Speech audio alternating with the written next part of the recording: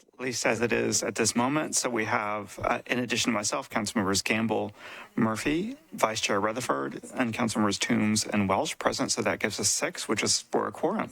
And I will mark others present as they arrive. And we do not have anyone registered to speak, just to be sure.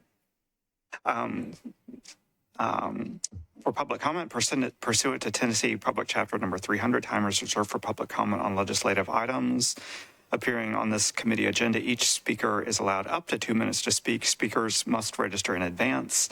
And it is the information I've received is that we do not have speakers who have requested to speak on this particular committee agenda, at least. So we can move on. For most items, we have a lengthy agenda, but many of them are on consent. I hope that everyone has a copy of your calendar with you, and I'll run through which items are not on consent. So those are items number, and these are ones that have amendments or substitutes, generally speaking. So it's item number 3, Resolution RS 2023-2381 is not on consent.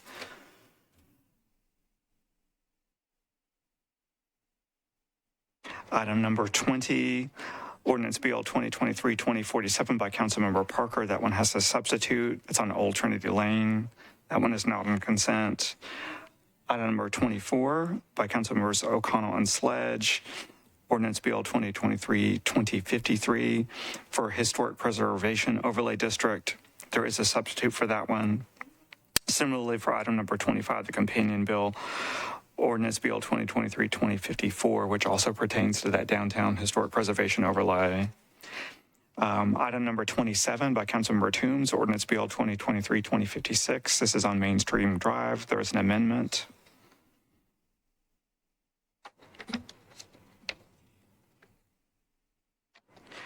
Item number 41, Ordinance BL 2023-2072 by Councilmember Toombs. This is for property on Athens Way, which has an amendment.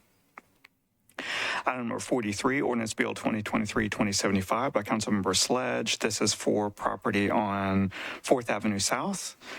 There is an amendment. We do have a letter to approve the amendment as well as the item. For item number 44 by Councilmember Toombs, which is also on Main Stream Drive, there's an amendment. So that one's not on consent. Item number 46, BL 2023-2078. This is for Davidson Street. I have an amendment on that one that we will consider, so that's not on consent. Item number 52, Ordinance BL 2023-2087. That's one of mine as well. This is for property at 800 Main Street. I have an amendment for that we will consider, so it's not on consent. Item number 54, Ordinance BL 2023-2089 by Councilmember Hauser. Councilmember Hauser has an amendment, so that's not on consent. Item number 56, Ordinance BL 2023-2091 by Councilmember Rosenberg. This is for property on Highway 100 west of Temple Road. Councilmember Rosenberg has an amendment and a letter to approve. Item number 59 and 60, Ordinance BL 2023-2095 and 2096 by Councilmember Benedict. This item, we applied an amendment at second reading, which has made it a disapproved bill. So that's the reason why it's not on consent. And then item number 66, Ordinance BL 2023-2103 by Councilmember Gamble. For property on Dickerson Pike near Weeping Willow Way, there was an amendment. Item number 67, Ordinance BL 2023-2104 by Councilmember Rosenberg.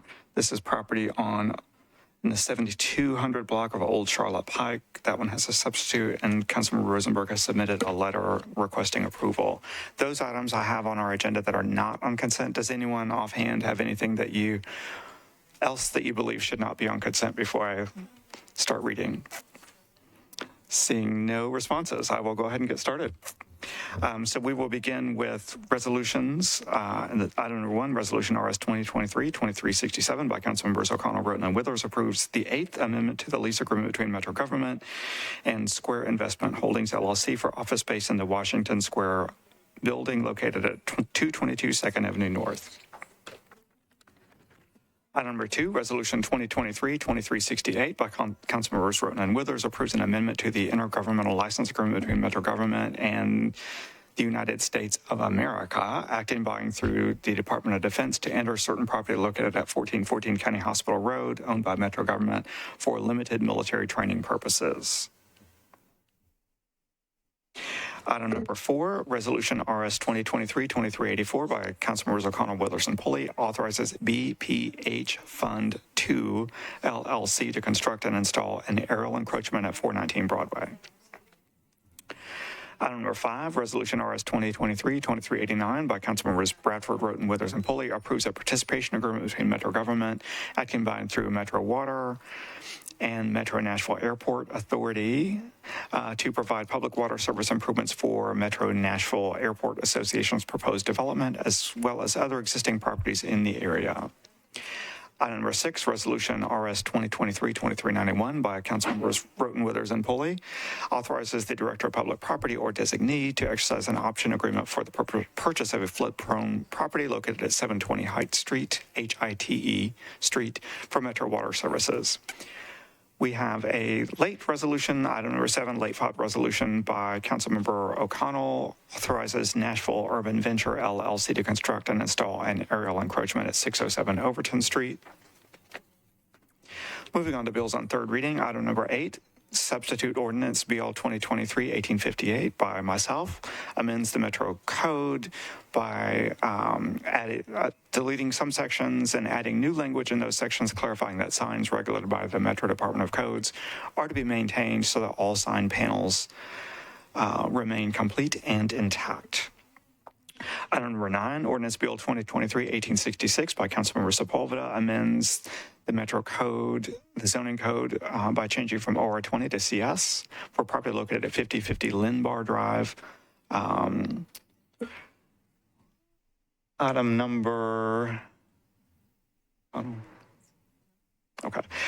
10, substitute ordinance BL 2023-2010 by Councilmembers Withers, Pulley, Henderson, and others amends the Metro Code of Laws regarding access management studies, which used to be called traffic impact studies. Item number 11, ordinance BL 2023-2034 by Councilmember Toombs amends the Metro Zoning Code by amending a portion of a specific plan on property located at Old Matthews Road unnumbered, zoned to SP, to revise the layout and residential unit count for Block 3 to permit a maximum of 65 units, maximum of 65 attached units, 6 detached units, and 11 single-family lots. Item number 12, ordinance BL 2023-2035 by Councilmember Parker amends the Metro Zoning Code by canceling a planned unit development overlay for property located at 110 Grizzard Avenue, north of Old Trinity Lane. We have a letter requesting approval.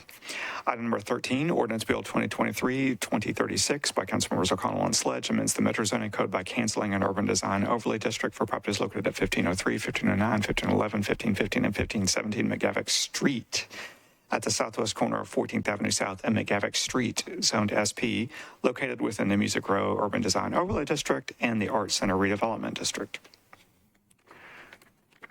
Item number 14, substitute ordinance BL 2023-2037 by Councilmember Murphy amends the Metro Zoning Code by amending a specific plan on properties located at 109 and 123 Bosley Springs Road, within the Hardingtown Center Urban Design Overlay District to clarify permitted uses and amend the regulatory requirements. Item number 15, ordinance BL 2023-2038 by Councilmember Toombs amends the Metro Zoning Code by changing from RA to SP zoning for properties located at 2500 and 2500 and 2506 Buena Vista Pike and Buena Vista Pike unnumbered to permit a mixed-use development. Item number 16 is the companion ordinance for that, BL 2023-2039, also by Councilmember Toombs, which applies materials restrictions to that property. Item number 17, ordinance BL 2023-2044 by Councilmember Murphy amends the Metro Zoning Code by applying a contextual overlay district to various properties located along Wyoming Avenue, north of Utah Avenue, and south of Idaho Avenue. Item number 18 by Councilmember is ordinance BL 2023-2045, as well as 2046, both by Councilmember Toombs, amends the Metro Zoning Code by changing from RA to SP zoning for property located at 840, 848, and 852 Youngs Lane to permit 20 multifamily residential units. And then item 19 is the companion bill that adds materials restrictions. Item number 21, I'll go ahead and put 21 on. That is the Ordinance Bill 2023-2048 by Councilmember Parker, which is a materials restrictions ordinance for 3110 Grizzard Avenue and 121, 131, and 133 Old Trinity Lane. We'll take up the actual bill for that in the regular portion of our program. Item number 22, Ordinance Bill 2023-2051 by Councilmember Toombs amends the Metro Zoning Code by changing from RS10 to R10 for properties located at 0 Manchester Avenue, approximately 100 feet east of Hydes Ferry Road. Item number 23, Ordinance Bill 2023-2052 by Councilmember Parker amends the Metro Zoning Code by changing from RS10 to RM20ANS zoning for property located at East Trinity Lane unnumbered and 623 East Trinity Lane. We do have a letter to approve from Councilmember Parker. Items number 24 and 25 are not on consent because they have substitutes. Item number 26, Ordinance Bill 2023-2055 by Councilmember Murphy amends the Metro Zoning Code by applying a neighborhood landmark overlay district on property located at 320 44th Avenue North, zoned RS 7.5, and within the Park Elkins Neighborhood Conservation Overlay District to permit restaurant uses. Item number 27 has an amendment and is not on consent. Item 28, Ordinance Bill 2023-2057 by Councilmember Parker amends the Metro Zoning Code by changing from SP to R6A zoning for property located at 736 Douglas Avenue. We have a letter to approve. Item number 29, Ordinance Bill 2023-2058. We'll take that with number 30, Ordinance Bill 2023-2059. This is by Councilmembers O'Connell and Sledge, amends the Metro Zoning Code by changing from ORI to SP zoning for properties located at 1 and 7 Music Circle North to permit a mixed-use development with 370 multifamily residential units. Item number 31, Ordinance Bill 2023-2060 by Councilmember Syracuse amends the Metro Zoning Code by changing from R8 to ORI zoning for a portion of property located at 15 Century Boulevard. We have a letter to approve.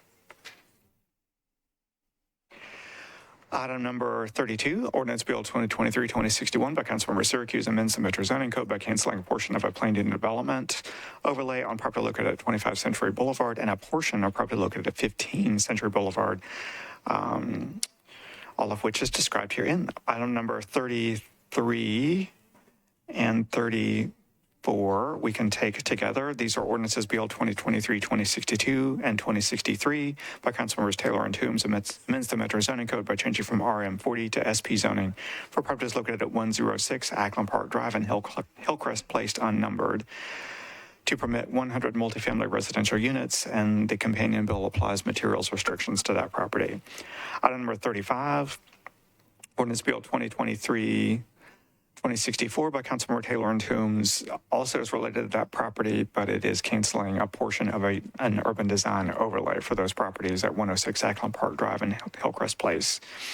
Item number 36 and 37 we can take together. Ordinances Bill 2023-2065 and 2066 by Councilmember Sledge amends the Metro Zoning Code by change from CS, IWD, and R6 zoning to SP zoning for properties located at 2180 Nolensville Pike and 2182 Carson Street to permit a mixed-use development with multifamily residential units, or uses rather, and the companion bill applies materials restrictions. Item number 38 is Ordinance Bill 2023-2067 by Councilmember Toombs amends the Metro Zoning Code by changing from RS 7.5 to RM 15ANS for property located at 2505 Whites Creek Pike. Item number 39, Ordinance Bill 2023-2070 by Councilmembers Taylor and Toombs amends the Metro Zoning Code by changing from RS5 to R6A zoning for property located at 712 27th Avenue North and within a detached accessory dwelling unit overlay. Item number 40, Ordinance Bill 2023-2071 by Councilmember Sledge amends the Metro Zoning Code by changing from MUL to SP zoning for property located at 429 Humphrey Street to permit all uses of the MULA zoning district except for those uses specifically excluded on the plan, and we do have a letter to approve from Councilmember Sledge. Item number 41 has an amendment, and we'll take that up momentarily. Item number 42, we can go ahead and take up. That is Ordinance Bill 2023-2074 by Councilmembers Taylor and Toombs amends the Metro Zoning Code by changing from IR to OR20A for various properties located along Clifton Avenue. Item number 43 has an amendment, so we'll take that up separately. Item number 44 has an amendment. Item number 45, Ordinance Bill 2023-2077 by Councilmembers Lee and Murphy amends the Metro Zoning Code by changing from AR2A and R15 to RS10 zoning for purposes located at 3807 and 3817 Hamilton Church Road and Hamilton Church Road unnumbered and located within a planned unit development. Item number 46 is one of mine, but has an amendment which I'll bring to the body momentarily. I will go ahead and take up number 47, Ordinance Bill 2023-2079, which is mine. This applies building materials restrictions to the Davidson Street specific plan. Moving on to item number 48 and 49, Ordinances Bill 2023-2083 and 2084 by Councilmember Evans and Murphy amends the Metro Zoning Code by changing from RS 7.5 to SP zoning for properties located at 1325, 1329, 1333, and 1337 Tulip Grove Road to permit 32 multifamily residential units, and the companion ordinance applies materials restrictions. Item number 50, Ordinance Bill 2023-2085, and number 51, Bill 2023-2086 by Councilmembers Lee and Murphy amends the Metro Zoning Code by changing from AR2A to SP zoning for properties located at 3654 Hamilton Church Road and Hamilton Church Road unnumbered to permit 52 multifamily residential units, and the companion ordinance applies materials restrictions. Item number 52 is mine, and I have an amendment that I will bring before the body shortly. We'll go ahead and take up number 53, Ordinance Bill 2023-2088. I'm the sponsor. This applies building materials restrictions to the 800 Main Street SP. Item number 54, Councilmember Hauser has an amendment, which we'll take up shortly. I think we can go ahead and take up the companion bill, though. Item number 55, Ordinance Bill 2023-2090 by Councilmember Hauser, which applies building materials restrictions to the SP for properties located at 7456 and 7460 Charlotte Pike and 7480 Sawyer Brown Road. Item number 56 has an amendment, which we will take up. Item number 57, Ordinance Bill 2023-2093 by Councilmembers Lee and Murphy amends the Metro Zoning Code by changing from AR2A to MULA-NS for properties located at 4037 and 4051 Murfreesboro Pike, located within the Murfreesboro Pike Urban Design Overlay. Item number 58, Ordinance Bill 2023-2094 by Councilmember Cash. I think Councilmember Rutherford signed on, but we do have a letter to approve from Councilmember Cash. This applies amends the Metro Zoning Code by applying a detached accessory dwelling unit overlay to various properties located along Fairfax Avenue and Barton Avenue and located within the Hillsborough West End Neighborhood Conservation Overlay District. Items number 59. Let's go ahead and take number 60 just while we're at it. I think 59 is the... Number 60 is Ordinance Bill 2023-2096 by Councilmember Benedict. This applies building materials restrictions to an SP for property located at 4102 Gallatin Pike. We're going to take up the SP itself momentarily. Item number 61, Ordinance BL 2023-2097, sponsors Councilmember Swope amends the Metro Zoning Code by changing from R40 to SP zoning for property located at 5629 Valley View Road to permit 5 multifamily residential units. Item number 56 is the companion bill, which is Ordinance Bill 2023-2098, which again applies materials restrictions to that property. Item number 63, Ordinance Bill 2023-2099. I'm the sponsor of this one. Amends the Metro Zoning Code by changing from RS5, R6, and R8 zoning to RM20A zoning for properties located along Shelby Avenue and South 10th Street and located in the Lockland Springs East End Neighborhood Conservation Overlay District and the Edgefield Historic Preservation Overlay District. Item number 64 and 65, ordinance numbers BL 2023-2100 and 2101 by Councilmembers Evans and Murphy amends the Metro Zoning Code by changing from 1 and 2 family residential or R15 to specific plan or SP zoning for properties located at 200 through 204 Misty Cape Cove and 206 through 219 Misty Cape Cove to permit 12 two-family residential lots and 8 multifamily residential units for a total of 32 units. And then the companion bill number 65 applies materials restrictions. Item number 66 has an amendment, which we will take up. Item 67 has a substitute, which we will take up. And Item number 68, Ordinance Bill 2023-2105, sponsored by Councilmembers Lee and Murphy, amends the Metro Zoning Code by canceling a portion of a planned unit development located at Hamilton Church Road unnumbered, zoned R15.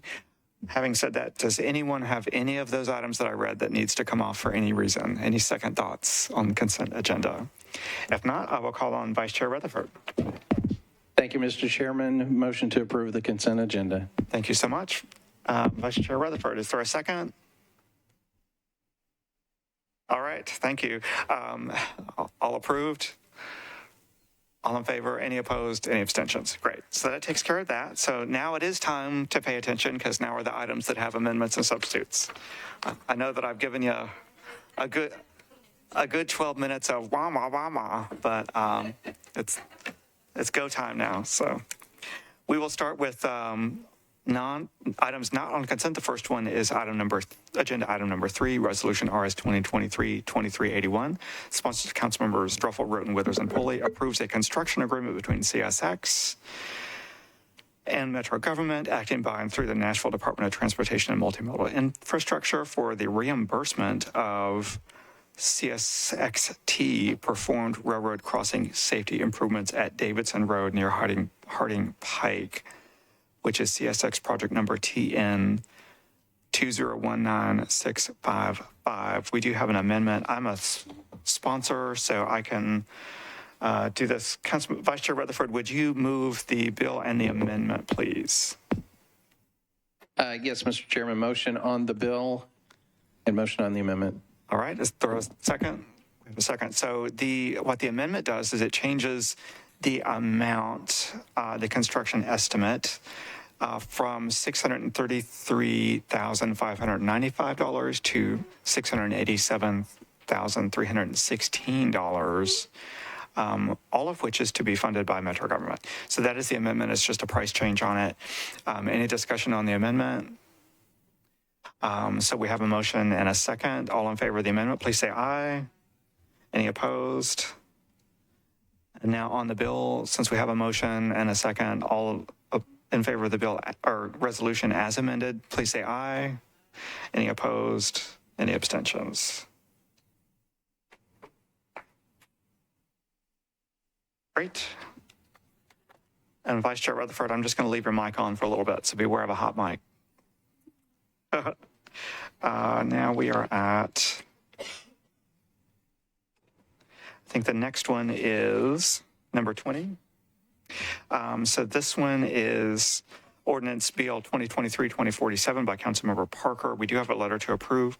This amends the Metro Zoning Code by changing from CS to RS5, or excuse me, from CS and RS5 to SP zoning for properties located at 110 Grizzard Avenue and 121, 131, and 133 Old Trinity Lane, just off of Dickerson Pike, and partially located within a planned unit development overlay district to permit a mixed-use development, all of which is described here. And we do have an amendment or a substitute, and I may call on the planning table to describe the substitute. Go ahead, please. Yes, the substitute adds the Planning Commission conditions of approval to the bill. Great. And so some of those are like for the street connectivity and parking. Yes, the bill was filed early, and so it's not uncommon for us to have substitutes on bills that are filed early so that we can just add the conditions that the Planning Commission agreed to. Wonderful. Thank you, Lisa. Or Ms. Milligan. Vice Chair Rutherford, would you move the bill and the substitute, please? Motion on the bill and motion on the substitute. All right. Any questions on or discussion on the substitute? All in favor, please say aye. Any against? Any abstentions? And now on the bill as substituted, all in favor, please say aye. Any against? Any abstentions? All right. Next is item number 24, which is ordinance number, I think we can take that also with 25. Is that right? They are two separate ones. Okay, so trying to be efficient, but not gonna be appropriate this time. So item number 24, ordinance BL 2023-2053. The sponsors are the Councilmembers O'Connell and Sledge, Ann Murphy.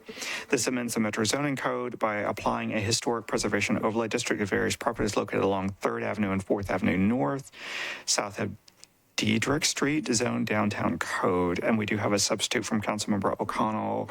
Vice Chair Rutherford, would you make a motion on the bill and the substitute? Motion on the bill and motion on the substitute. Do we have a second on those? And I'll go to the planning table for an explanation. Sure. The substitute on this one removes about 5 properties along Union or 4 properties along Union, 1 on 4th, and it also adds some recital clauses that reference to some work that planning is doing on the bonus height program. Great. Thank you, Ms. Milligan. We do recall that we had discussion at both at the Planning Commission, Historic Zoning Commission, Planning Commission, and here. So hopefully that responds to that property owner feedback that was present at the public comment. Any other discussion on the substitute? All in favor, please say aye. Any opposed? Any abstentions? And now on the bill as substituted, please say aye. Any opposed? Any abstentions? Okay, and then now on to item number 25, Ordinance Bill 2023-2054. The sponsors are Councilmembers O'Connell, Sledge, and Murphy. This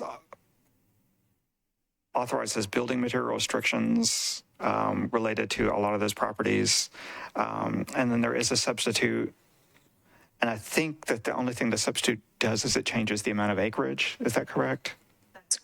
That's correct. It updates the acreage to reflect the removal of the properties. Great. Vice Chair Rutherford, would you move the bill and the substitute? Motion on the bill, motion on the substitute. Is there a second? Any discussion on the substitute? All in favor, please say aye. Any opposed? Any abstentions? And now for the bill as substituted, all in favor, please say aye. Any opposed? Any abstentions?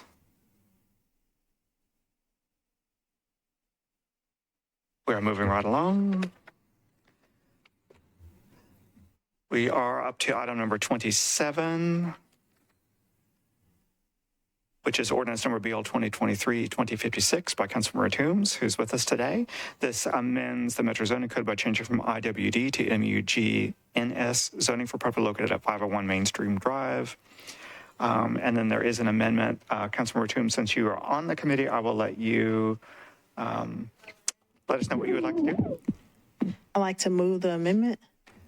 Let's do the bill first. So to get this, so for the bill for discussion, we have a motion to move the bill. Is there a second? We have a second. And now for the amendment, we have a motion to move the amendment. Is there a second? We have a second. Please go ahead. I think this is one of my amendments from planning.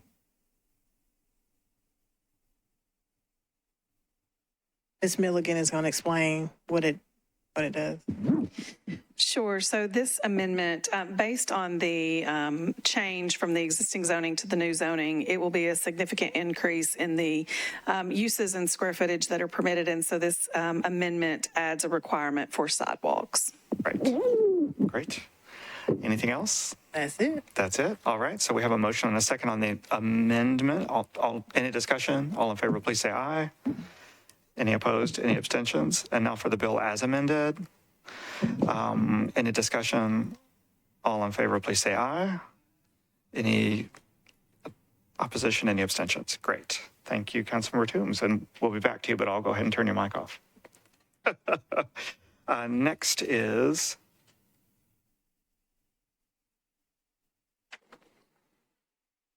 actually, I did that too soon. I think you are next up for number 41. Which is ordinance number BL 2023-2072. This amends the Metro zoning code by changing from IWD to MUGNS for property located at 210 Athens Way, covering 10.01 acres. And Councilmember Toombs, you're recognized. All right, move the bill for approval. So we have a motion on the bill. Is there a second? So the bill is before us. Go ahead. I'd like to move the amendment. We have a motion on the amendment. Is there a second? We have a second. Please go I ahead. believe it's a similar amendment. That's correct. So based on the existing zoning and the proposed, there'll be a significant increase in uses and square footage. And so this adds a requirement for sidewalks. Wonderful. So we have a motion on the amendment. Any discussion? All in favor, please say aye. Any opposed? Any abstentions? And now for the bill as amended. Any discussion? All in favor, please say aye. Any opposition? Any abstentions? Great. All right. Next, we're up to item number 43, which is ordinance BL 2023-2075. The sponsor is Councilmember Sledge. This amends the Metro zoning code by changing from SP to MULA NS zoning for properties located at 1108, 1110, and 1114 4th Avenue South. We do have an amendment, which I will call on the planning table to describe. But Vice Chair Rutherford, would you, we do have a letter to approve of this, but Vice Chair Rutherford, would you move the bill and the amendment? Move approval of the bill and motion on the amendment. All right, is there a second? We have a second on both of those, so I'll go to the planning table for a description of the amendment.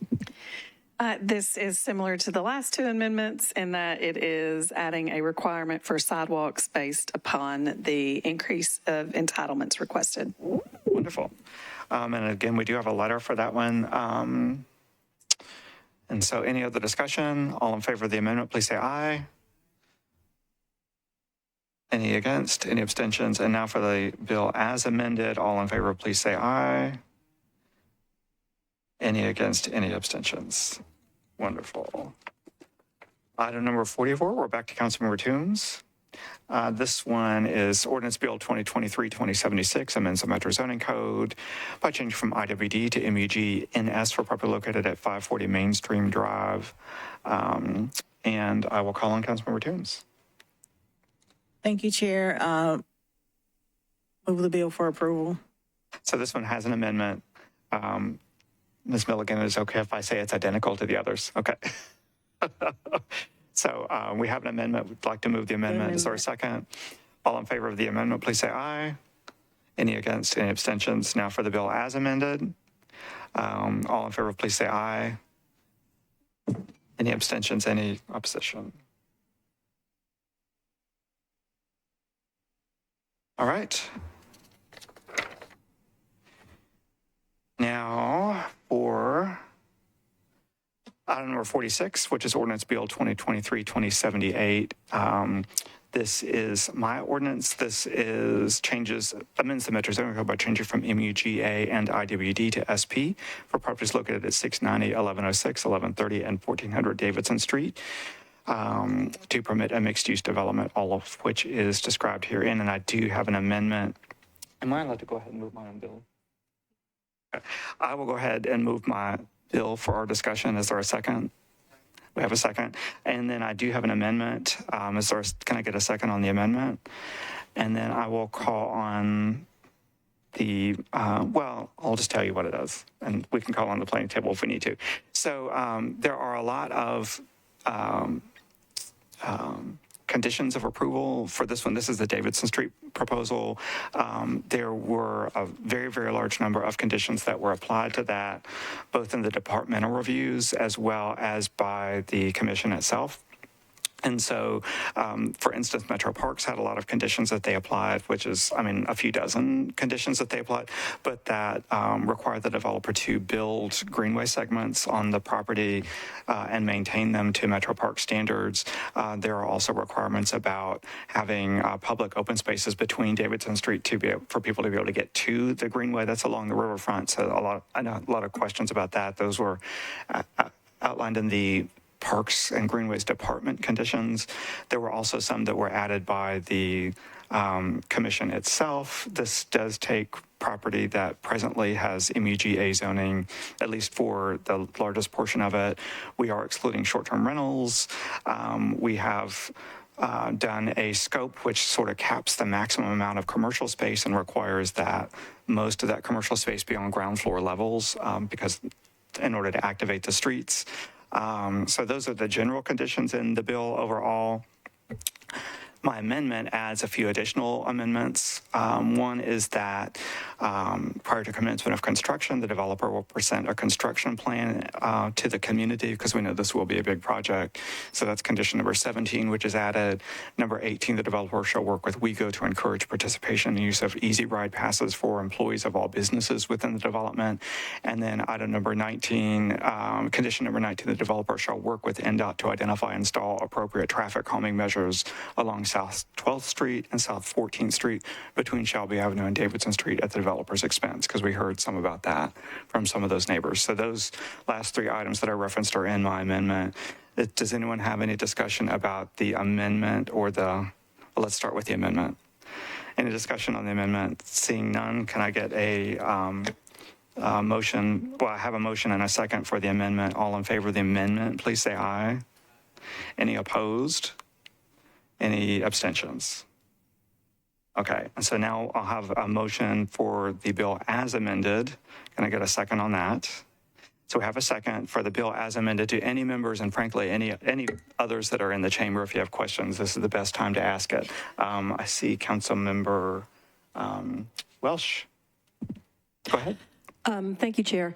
I've been getting a lot of emails and calls from people who still have some concerns about this. I think that's probably very good today that we know now that like short-term rentals and things have been excluded.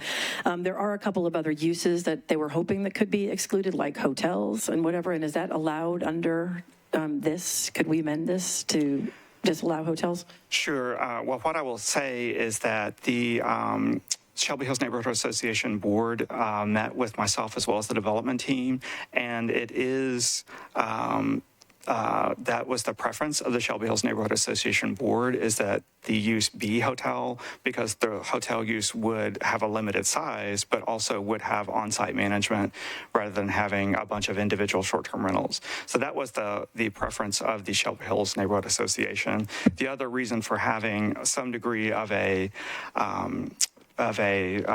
hospitality component is that the main thing that most neighbors wanted to have was coffee shops and small businesses like that. And because it is in what is, at least today, somewhat of an isolated area, that having some degree of a hospitality use, although the size is capped, would help to provide the foot traffic that would support those businesses. So that's the reason why the hotel is there in lieu of the short-term rentals. However, the scope of work of the project overall caps how large that would be. I know there was also some concern that perhaps we didn't leverage as much as we could getting some affordable units guaranteed in the building, in the development. Let me go over to the planning table for that. Sure. So a few years back, the planning department went through a pretty extensive process to create an inclusionary housing program that was a part of our zoning code. And what that would do would be require a certain number of affordable units on varying ranges of incomes for developments. The state preempted us on that regulation, and when they did that, they added into the Tennessee code essentially language that says that the Metropolitan government cannot consider affordable housing when looking at zoning. Like, that can't be something that is conditioned in zoning, and it can't be a requirement of a rezoning that someone provide affordable housing. And so when we're reviewing any sort of zone changes at the planning department level, we are strictly looking at it from a land use policy standpoint. And even if a developer comes and says, I'm building affordable housing, we tell the planning commission you cannot consider that as part of your vote, because there is nothing that we could do to actually require that. And so that holds true here as well. That's Metro, not just planning department. Is that something that, as a council member, you could say, "Hey, I'd like you to do this"? So it is not. It cannot be a condition of approval of a zone change that you require affordable housing.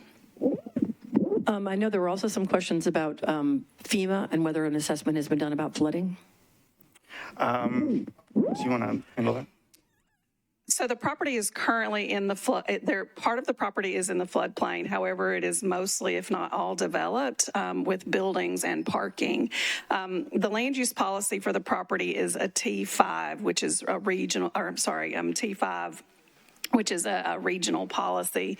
And when we're looking at those policies, we actually don't, when you're looking at that policy and you're looking at a site that is almost all fully developed now with buildings and parking, when you're redeveloping, then you're moving and looking at remediation as opposed to just not developing. So in other words, whenever it's coming in to be developed, if this is passed, they'll have to go through stormwater, they'll have to remediate, and the plan indicates that less of the site would be covered than is currently covered now. But they would have to meet any adopted stormwater regulations when they come in for their construction documents. One other big concern that I've been hearing is this particular developer has had a lot of financial problems in other municipalities across the country, and they are concerned that perhaps they are not being totally upfront, and once this zoning change is passed, they will simply try to flip it and whatever. And that's just a concern, which is why they were asking for it to be deferred so that the new council member could, make sure all those things were all lined up. The review that we do is based on the land use policy, and so we would not get into any questions as to financials of the developer. We look at it from a land use policy standpoint, and that's what the Planning Commission is charged with doing. And those conditions would And the plan, right, and the plan and the conditions stay with the property. So even if the property was to be sold, if someone different comes in to develop it, they will have to build the greenway, they will have to maintain the greenway, they will have to leave the open space, they will be tied to the same heights, they will be tied to the same requirements of NDOT. So it's not uncommon, actually, for SPs or property to change hands after zoning has after a rezoning has taken place.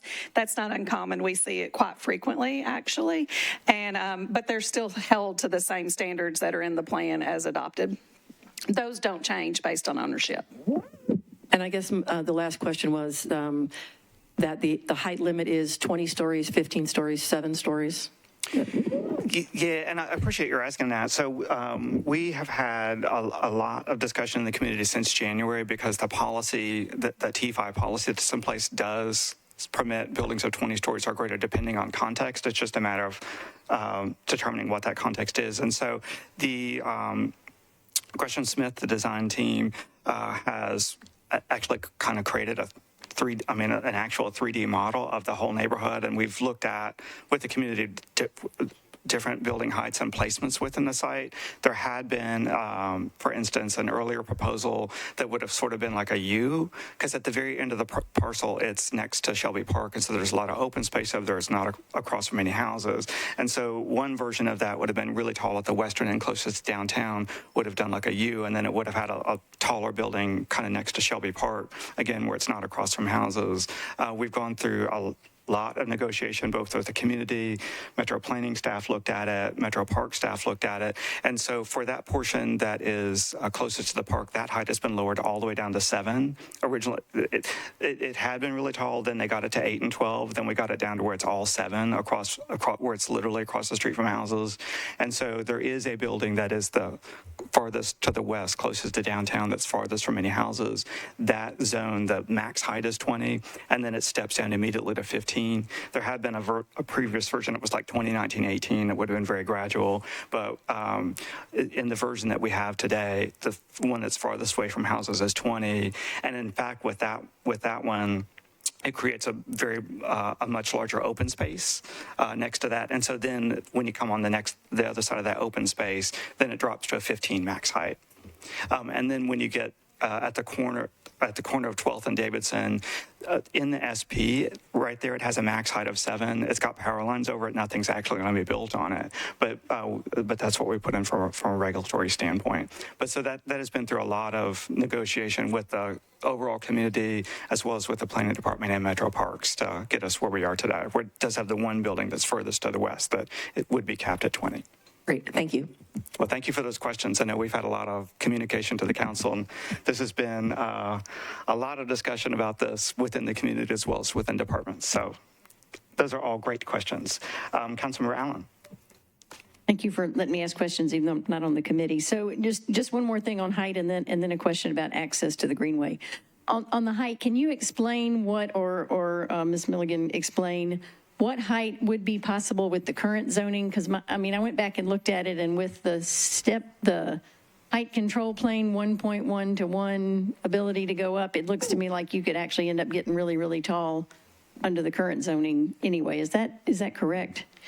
Sure. So you've got a couple of different existing zonings. The two properties that are furthest to the west are actually zoned MUGA.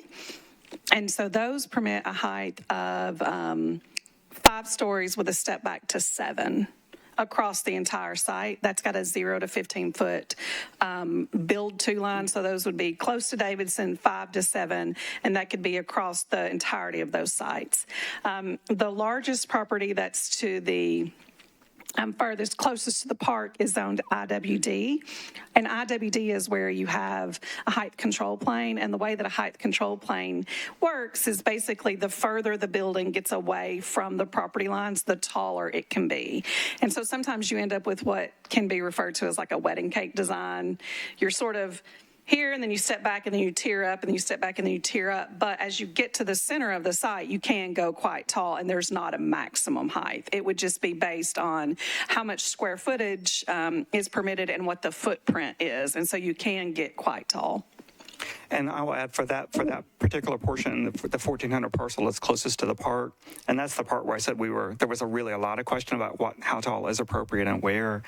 So we did limit it to 7, but even in the submittal, what I had required of the team is that they have a step back, because it is across from single family zoning. So we'll have a step back at 3 stories and 45 feet before it can go any taller, regardless of how much taller. And then we've lowered that down to 7 from there, because that is directly across the street from RS zoning. Thank you. And then you mentioned the power wires. They're pretty impressive. So where does that fit in with this? And are we sure that the clearances are being maintained by what's shown here?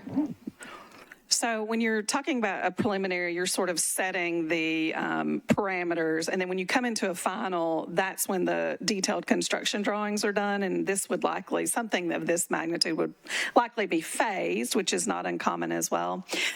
Fire department would then look at any sort of standards regarding setbacks for buildings. Sometimes it's that you have to step back an upper floor so that you have the clearance that's required. But all of that would be reviewed with a final. So this is sort of setting the maxes, and then a lot of times when you come in with final, there's fine tuning, but it's all within those maxes so that you can make sure that you're meeting all the setbacks that are required. Could be less, but not more. And Councilmember Allen, that's what I was mentioning as well, where we'd set a height of 7 just to have something in the record. And frankly, what I'll say about having a height of 7 on both ends, we do have that parcel in the middle that the property owner team does not control. And so because you have a 7-story max height on the west and on the east, probably it would help us to not have this argument in the future. So probably if that middle parcel that's not owned were to redevelop, then you would have a max height of 7 stories on either side, and probably that is about the max height that would be permitted there if someone came back in with an SP. The other thing about it is that is in Zone C, which I kind of mentioned. They're not necessarily planning on building anything there anyway. There is a small existing building that I think is called Full Throttle, and there's been some talk with the community about it could be a little hangout space or a little bar restaurant or a small music venue or something like that. But there isn't a plan to build anything new there. It's just a matter of working with TVA for their easements to see to what extent they could kind of clean that up and turn it into like a plaza space. Gotcha. Thanks. And then the access question. In the planning analysis, it shows like 5 or 6 arrows that go through between the buildings to give public access to the Greenway. Can you talk about what in the SP guarantees that access will be there and how that fits in with the phasing? Sure. So we worked extensively with Greenways and the development team. So there are a couple of different things that are working. There are breaks in the building, which may not necessarily be like a paved access path, but that they give relief so that you still have views of the river. And then there's access, like actual paved paths. And so when we worked with the applicant and the Greenways team, we wanted to make sure that we didn't have just a greenway along the river that you couldn't get to for now while greenway is being built out, when you're sort of having to get it in pieces, you have to think through how somebody would get to it. And so we have a requirement in Parks' standards that say the development will include one sidewalk connection from Davidson Street to the Greenway for zones A, B, and C, so the first three that are connected, to be constructed with the Greenway, and that it would be placed within a public access easement. And then we required one sidewalk connection from Davidson Street to the Greenway within Zone D to be constructed at the same time as the Greenway, and that it would be placed in a public access easement. And so then and the Greenway would also be within a public access easement. And so then you're establishing that in each part of the SP, a sidewalk connection would be built from the public sidewalk along Davidson through the development to the Greenway along the back. And Councilmember Allen, I'll add that for Zone D, which is that part next to the park, it would have that, it would have an access to get through the site, but also at the very end of that site from the park, you could actually come from the park directly into that from the rear. There are additional arrows, depending on which slide you look at, because of construction. So there are some access easements that are going to be needed for construction, but that will be closed when the building is occupied. Okay, so I'm seeing 5, but we're guaranteed 2 at this point. Yeah. Okay, 2 is a big deal. Okay, thank you. Okay, thank you. Any other questions about the amendment? Councilmember Gamble. Thank you, Chair. We received an email asking about an archaeological study.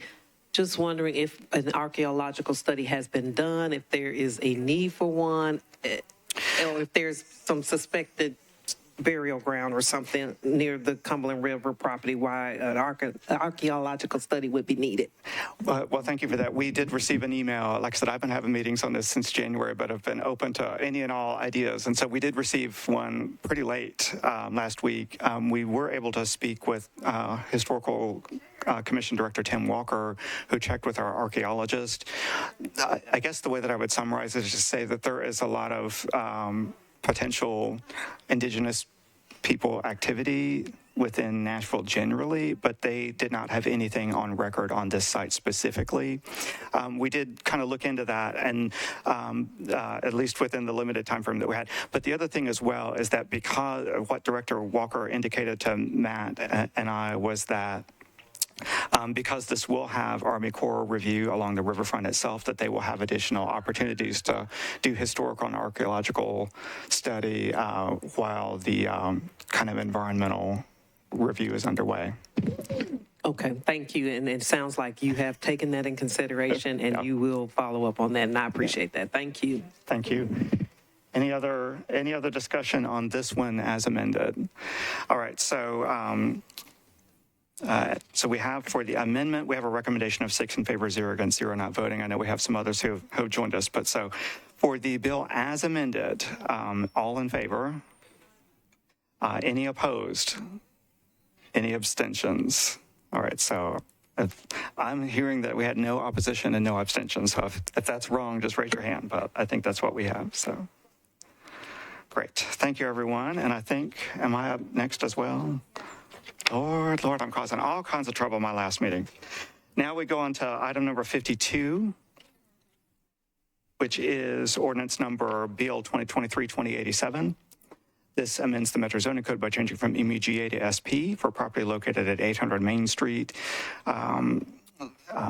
located within the Gallatin Pike Urban Design Overlay and the East Bank Redevelopment District to permit a mixed-use development with multifamily residential units.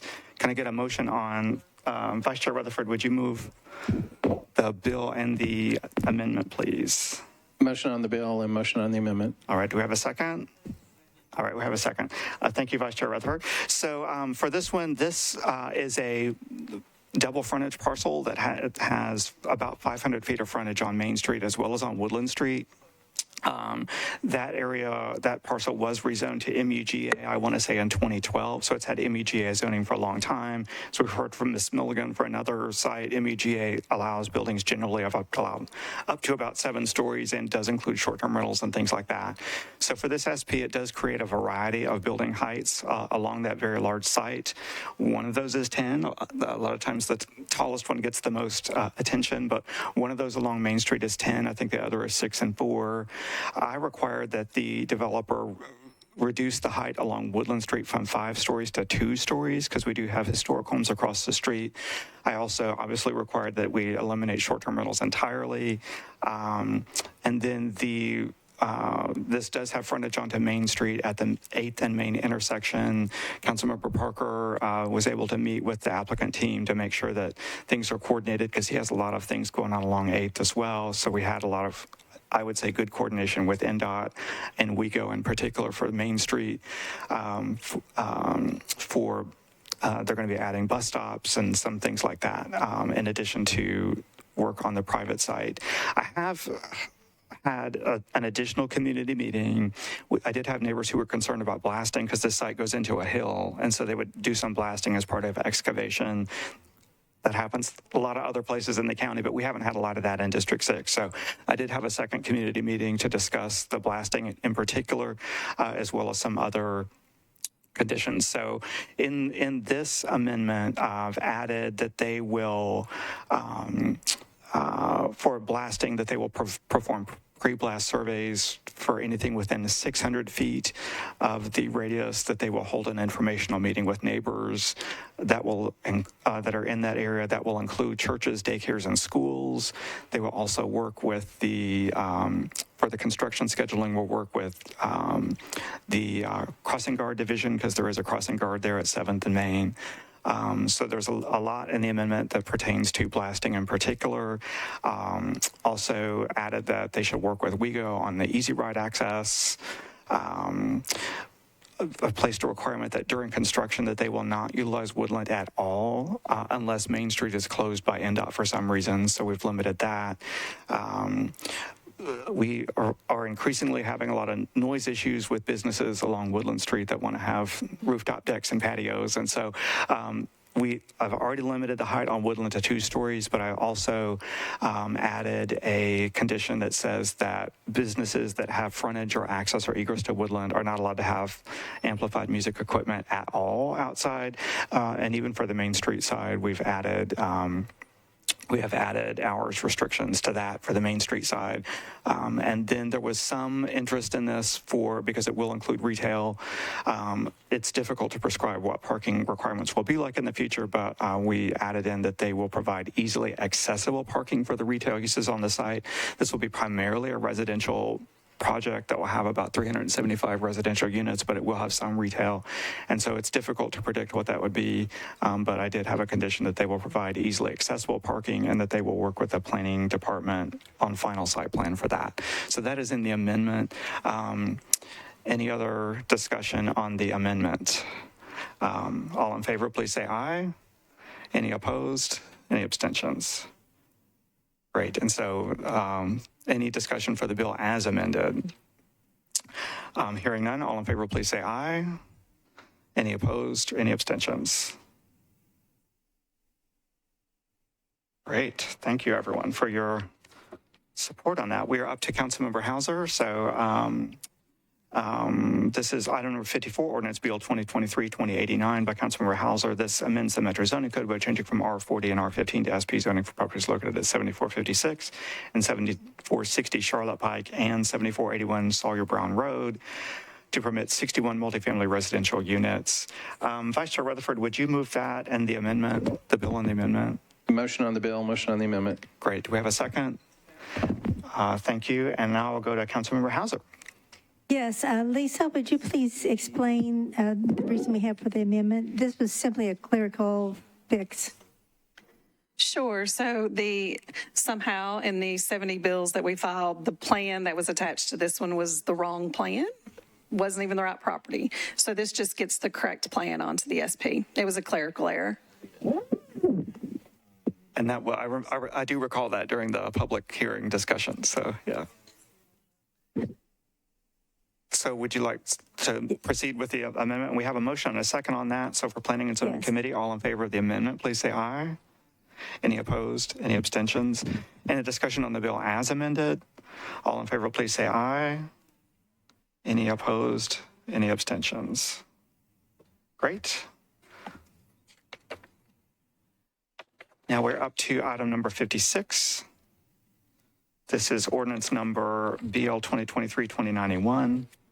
By Councilmember Rosenberg, amends the Metro Zoning Code by amending a specific plan for property located at 8033 Highway 100 near Temple Road within the Highway 100 Urban Design Overlay to permit certain uses in MULA zoning, add automobile convenience uses, and amend development standards. Vice Chair, we do have a letter from Councilmember Rosenberg requesting approval. Vice Chair Rutherford, would you move the amendment and the bill? Motion on the bill, motion on the amendment. Do I have a second? Thank you. Can I call on the planning table to describe the amendment for us? The amendment just adds a couple of conditions related to requiring a multimodal transportation analysis, requires that the canopy be tilted for the gas station, restricts the size of the convenience store component, and requires electrical vehicle charging. Right. Any other discussion on the amendment? All in favor, please say aye. Any opposed? Any abstentions? And now for the bill as amended, any discussion? All in favor, please say aye.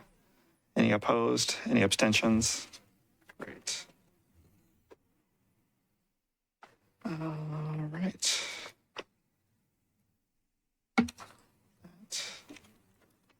Now we're up to item number 59. So this is for Councilmember Benedict.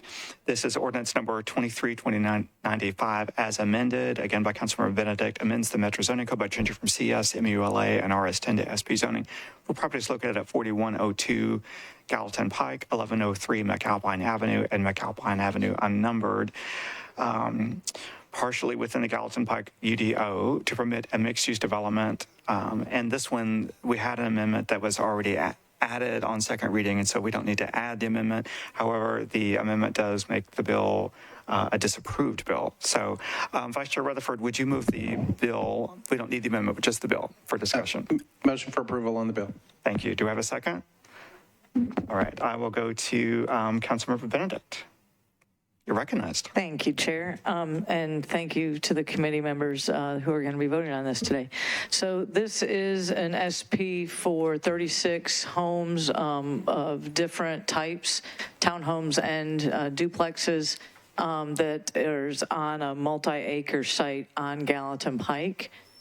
This is an area that, or this is a project that's been worked on since October of last year. There's been a lot of negotiation and the developer has made a lot of changes. The one change, and that has made this a disapproved bill, is that there is the plans from the planning department show and NDOT has said that an alley is required. This parcel, that alley is located 90 feet from Gallatin Pike on a lot, on a block that is, I didn't measure the block, but it's at least a quarter mile long. And so you've got 90 feet in, the city wants an alley put in. The neighbors do not want the alley. They have negotiated all of this and we have a great project now. But the alleyway is the thing that the community has said without question they want it removed. So that is what has made this a disapproved bill. Anything from the planning table? I mean, The project was approved by the Planning Commission to include the alley as a one-way in only. And then it also included an access onto Gallatin Pike. Our preference actually would have been no access onto Gallatin Pike. And so we were sort of trying to compromise out by having access onto Gallatin and then the alley. So that's how the Planning Commission approved it, with both. right. Thank you, Ms. Milligan. And I will say that I know I went out and checked out the site. There are, one of the things I commented on with the Planning Commission, there is a beautiful row of trees where this alley would go. And I know Councilmember Benedict has been diligent in trying to see what, if anything, they could do. But I voted with, I think, the majority on the commission, but stated that under these circumstances, my personal view was that working with the neighbors to preserve those trees and the property owner is probably more important than adding the alley at that location, my personal view only. But anything else, Councilmember Benedict? Thank you for that. And yes, there are three major big trees that are there. The existing historic home is a brick 4-square. It's a beautiful home, is going to be renovated and kept. And the alley that's proposed would be along that side. And those big, beautiful trees actually will help provide cover to that home, really help it look as like the neighborhood that's there today. In addition to that, where the development is, it's mostly an open field. However, there are some trees there that will need to be removed. And so the more trees that we can keep, the better, as far as I'm concerned. Additionally, with that ingress-egress on Gallatin Pike, that is what the community wants. It allows enough room for everybody. And then I think the other piece that we think about when we think of alleys is garbage as well, and this development will have private garbage service on their own, so it will not be serviced by Metro. Wonderful. Any other discussion on this item? We have a motion and a second already. Seeing no other discussion, all in favor, please say aye. Any opposed? Any abstentions? All right. We recommend approval. Next, we go to, and we're almost done, folks, I think. Next, we go to item number 66. This is Ordinance Bill 2023-2103 by Councilmember Gamble. This amends the Metro zoning code by changing from CS to MUNA-NS. Zoning for property located at 1259 Dickerson Pike near Weeping Willow Way. Councilmember Gamble does have an amendment, and since you are on our committee, I will let you make whatever motions you would like. Thank you, Chair. I'd like to move the amendment. All right. Is there a second? Okay, so we have a second on the amendment. Do you want to describe it, or is this? It is similar to the other the amendments Toombs from the planning amendments? table. Given the increase in entitlements and the range of uses, this is a amendment to add a requirement for sidewalks. Wonderful, thank you. Anything else? Any other discussion on the amendment? All in favor, please say aye. Aye. Any opposed? Any abstentions? And now for the bill as amended. I'd like to move the bill as amended. Any other discussion? All in favor, please say aye. Any opposed? Any abstentions? All right. And then item number 67, Ordinance Bill 2023-2104. This is by Councilmember Rosenberg, amends the Metro zoning code by changing from R40 to and CS zoning to MULA-NS zoning for properties located at 7210, 7214, and 7220 Old Charlotte Pike. And there is a substitute on this one. Vice Chair Rutherford, we do have a letter seeking approval from Councilmember Rosenberg, but Vice Chair Rutherford, would you move the bill and the amendment and the substitute? Motion on the bill, motion on the substitute. Wonderful, thank you. Do we have a second? We do. Let me call on the planning table to explain this to us, please. So this substitute just converts the rezoning to a specific plan to eliminate select uses, including alternative financial service, automobile convenience, bar, nightclub, beer, cigarette market, car wash, flea market, mobile storage, industrial uses, utility uses, and all waste management uses. It also caps the multifamily use to 175 units. Great, thank you, Mr. Wilkinson. Any other questions about the substitute? We have a motion and a second. All in favor, please say aye. Any against? Any abstentions? And then for the bill as substituted, all in favor, any discussion, please, all in favor, please say aye. Any against? Any abstentions? Well, wonderful. Well, I believe that we have no further business before the Planning and Zoning Committee. I will, go ahead, Vice Chair Rutherford. A point of personal privilege, if I may. Sure. I know that you have worked very hard in this position as chair of this committee and in your dual role at the Planning Commission as well. And it's been my honor to have served as your vice chair. And I just want to say, job well done, sir. Oh, well, thank you so much. And I will say it's been a pleasure working with this body during our last term. It was, we definitely had lots of zoning, but had lots of really contentious stuff, such as short-term rentals and some other things like that. I think from my perspective, we have a lot of discussion in the city about the need for housing, and I have some colleagues where I just don't know how you had as many projects and as many community meetings as you did. I